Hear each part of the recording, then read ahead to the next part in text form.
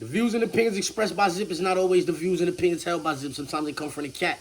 The cat doesn't identify as a cat. I believe it's a pit bull. So around here we refer to it as pig cat. In this video, we're going to be talking about Ebro getting fired off of New York radio. Yeah, let's get to that. But before we get into the video, do me a favor. Stall off on the like button, share, subscribe. Hit the bell icon so you'll be notified when I drop these videos and all that. Alright, so boom, check it. Ebro just got fired off of Hot 97. And I'm ecstatic about that, you heard? Because I feel like Ebro is the main reason why New York rap fell off. Let's get to that.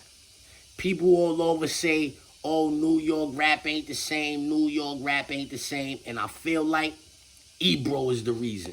Yeah, he was the program director up at Hot 97 for a very long time. And he's not from New York or the tri-state area. He should have never had that job. Sonically, he does not know what resonates with the New York ear. He does not know what resonates with the New York ear, for he is from California somewhere. Why would he be the program director of a New York radio station? How did he destroy New York radio? I'm about to tell you. Back in 05, 04, back then, right? Ebro was in power on Hot 97. The Dipset was rocking. G-Unit was rocking. D-Block was rocking.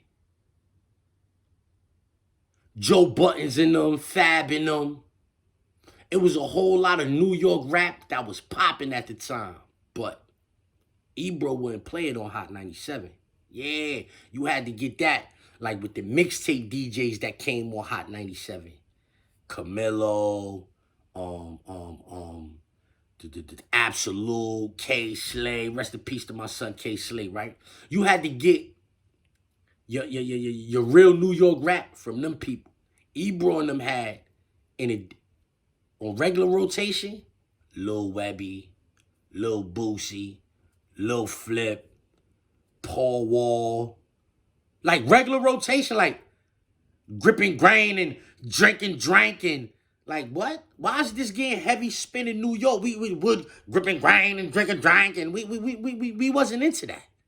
That's not what we was into. But if the program director of a radio station is making them play this music, then we ain't got no choice but to listen to it. Now, out here in the streets, y'all had choices. Y'all could have did other things. But I was in jail when that was going on, right? So I probably was like in Rikers Island, Sing Sing, and I'm listening.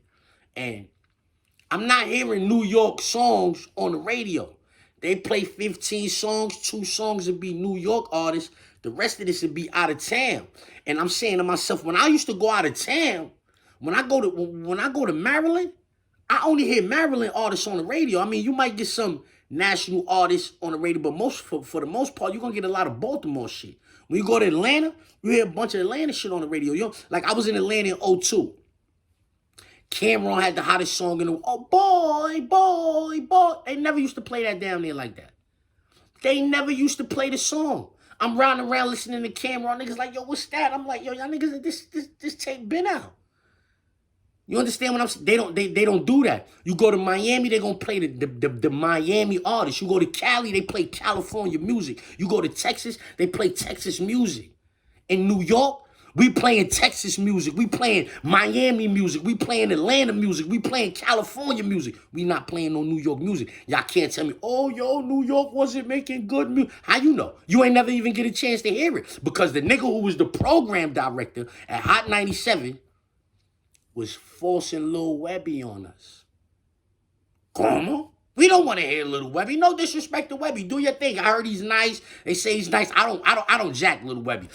Ebro was forcing us to listen to a Lil Webby song where he was talking about taking Heine.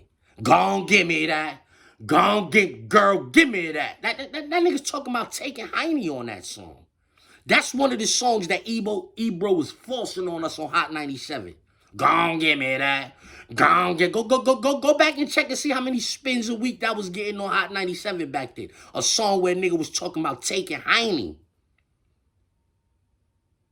Then you had all that corny, gripping grain, drinking drank and all that Texas music. Like, no disrespect to Texas, but that wasn't our thing. Cadillacs, they was talking about riding Cadillacs and old schools, and I'm like, nobody want to hear that. Ain't nobody in New York wanted to hear that. He forced that on us. So now this is what New York niggas did. New York niggas said, yo, listen, I can't get on the radio making the kind of music that they like in my city. I gotta make music like niggas in Miami. I gotta make music like niggas in Atlanta. I gotta make music like niggas in Texas. And that's what hurt New York rap the most, you heard? Because dudes trying to get on the radio, they felt like they had to capitulate. Matter of fact, let me play this real quick. Let me play this real quick. Told y'all a couple of weeks ago when they tried to run that Andrew Cuomo play on me. Remember that shit?